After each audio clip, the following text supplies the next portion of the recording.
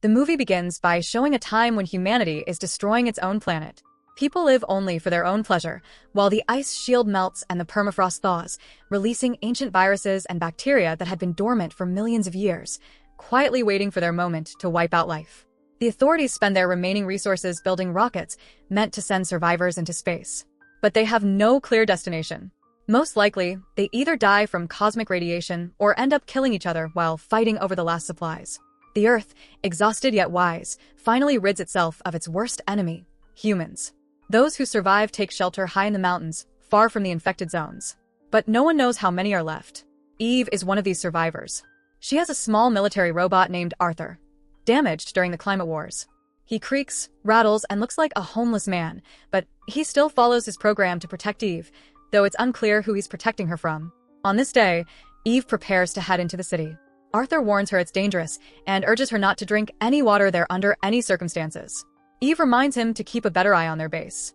When Arthur expresses confusion, she explains it's a joke, something he doesn't really understand, though he knows such things exist in theory. Eve drives along a dusty road cluttered with the remains of civilization. She reaches an old WCK supermarket, gathers supplies, and for some reason, takes a packet of lavender seeds, even though they probably won't sprout. Before leaving, she scribbles a note on the wall with the coordinates of where she lives, hoping someone might see it. When she returns, Arthur demands the password. She gives it and jokingly says she went shopping at the mall, had coffee with a friend, and went to concert. Realizing he doesn't get the sarcasm, she promises to upgrade his visual system. She unloads the car but has to give the password each time, annoyed by the process. In a moment of mischief, she purposely says the wrong word, prompting Arthur to threaten her with a weapon. She sighs, accepting that he'll never get her humor. After the trip, Eve takes a cleansing shower and tries once more to contact someone over the radio, but the airwaves remain silent. That evening, she waters the greenhouse plants, jots down scraps of news, fixes broken tools, and bounces a ball against the wall to entertain herself. Meanwhile, Arthur patrols the small perimeter of the station, guarding against unknown intruders. The next morning, Eve begins installing a solar panel. She suggests they play riddles. She gives the first one, which Arthur solves easily. Then he gives her one. They go back and forth until Eve gives him a tricky one about 3 robots. Arthur can't answer it. Only a human would understand. He asks her for the solution, but she laughs, delighted that she finally stumped him. Jokingly, she proposes marriage. Arthur replies with a dictionary definition of marriage and insists that such a union between them is impossible. With a hint of sadness, she says she has no one else. Her father built the base and brought Arthur from a warehouse after the war. He left shortly after, promising to return in a few days, but he never came back. The only one left by her side is the robot. Arthur, still oblivious to her sarcasm, says a malfunctioning spouse could be dangerous. Eve suggests swapping him out for a newer model. People do that all the time, but replacements don't always work. They might be the last 2 beings on Earth. Arthur can't confirm this. His database only goes up to the year 2040, when Earth's population was 9.5 billion. Eve says she regularly leaves their coordinates in the restricted zone, but Arthur doesn't understand why. Who's left to read them? She asks him to recite the 3 main robot rules. He lists them. A robot must not harm a human, must obey all human orders, and must protect its own existence, unless that conflicts with the first 2 laws. Eve reminds him that he's also supposed to search for new energy sources. Arthur responds that he's a patrol robot, not a collector. His job is to stop intruders. And to him, an intruder is anyone who doesn't know the password. She recalls during the climate war, Arthur was stationed at the border. He let no one through because they didn't know the password. At that time, India suffered from a severe water crisis. Temperatures soared so high that people and animals were literally cooking alive. Their only hope was to flee north to survive. But the north had lined its borders with thousands of robots, leading to the largest massacre in human history, a genocide of people simply trying to live. Later, Arthur's memory was wiped. If Eve had known the password, she would have reprogrammed him long ago, given him more useful tasks. She needs a cleaning robot, not a sentry. Still, she finishes installing the solar panels so they can hang up some lights. Christmas is coming. She wonders what to gift Arthur. He reminds her that robots don't get presents. Eve complains that he's just a lifeless hunk of metal and asks him to at least pretend to have feelings. As the sun sets, Arthur approaches and admits he'd like a new eye for Christmas. Eve promises to take care of that after decorating the tree. Arthur brings up the riddle about the 3 robots again and asks for the answer, but Eve refuses to tell him. That evening, she does her usual chores and finally pulls out a box of Christmas decorations. The next morning, she informs Arthur that she's leaving to find an artificial Christmas tree because there are no living ones left. As always, Arthur warns her about how dangerous the trip could be. He tells her to wear her suit, take a spare oxygen tank, and never, under any circumstances, drink the water. Eve starts loading her gear, but when she returns home, the robot stands in her way, demanding the password. She automatically says the old one, but Arthur won't let her in because a new one came into effect that day. It automatically updates every 3 months. Eve remembers the new password is written in a book on the fridge, but she can't get to it without getting inside, and Arthur won't let her in.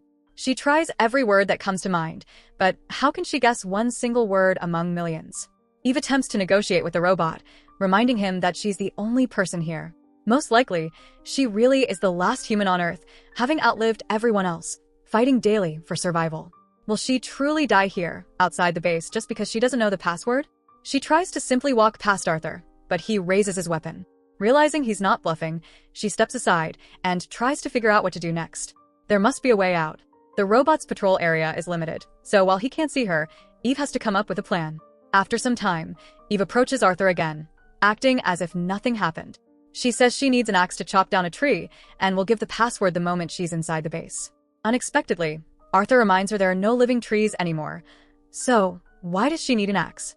Once more, Eve tries to talk the robot into letting her in. He knows her perfectly well, after all.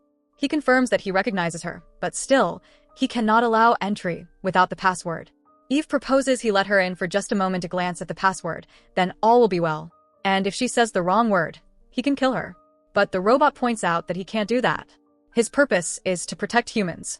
In this scenario, the only person he can destroy is a stranger, an intruder, and that means anyone who doesn't know the password. Seeing it's a dead end, Eve backs away. She spends a night outside, periodically pelting the robot with stones, but never forcing him to leave his post. Morning arrives.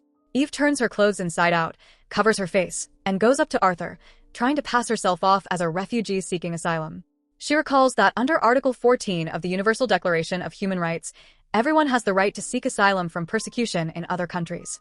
Arthur agrees to discuss it with Eve once she returns from behind the generator. Eve steps away and then comes back, looking like her usual self. Arthur reports that a stranger came by the day before, and a refugee also showed up just now. Eve instructs him to offer the refugee water next time she appears. Eve moves out of sight, changes her outfit again, and returns as the refugee. She requests water, but Arthur begins questioning her, trying to determine whether she's a political refugee or a climate refugee. Eve says she's a political refugee because climate refugees have no rights whatsoever. However, the robot demands proof that she was persecuted in her home country. She reminds him of the NAA Convention, which states no such evidence is required.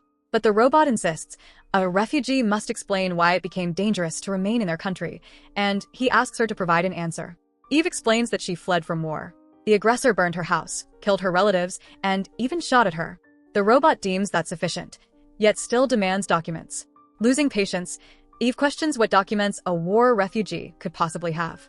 Still, the robot recites procedural steps, filing an application for the border service, and so on.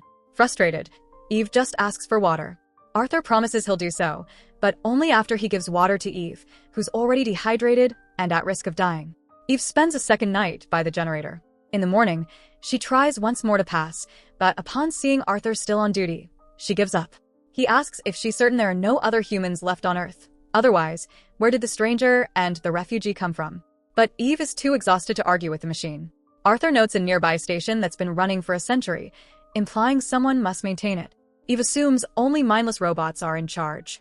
Arthur refuses to bring or carry anything off the base. Eve looks toward the distant station, convinced it's just another clueless machine, stuck with its finger above the shutdown key, stopped only by a request for confirmation that it wasn't a robot. She searches her vehicle for water, but finds none. Instead, she discovers the lavender seeds.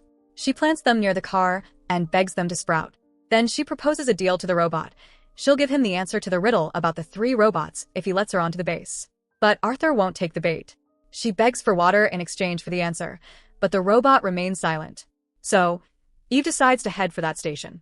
Despite having very little oxygen left in her suit, she travels to the facility, climbing upward so she can then descend on a rope into a huge pipe.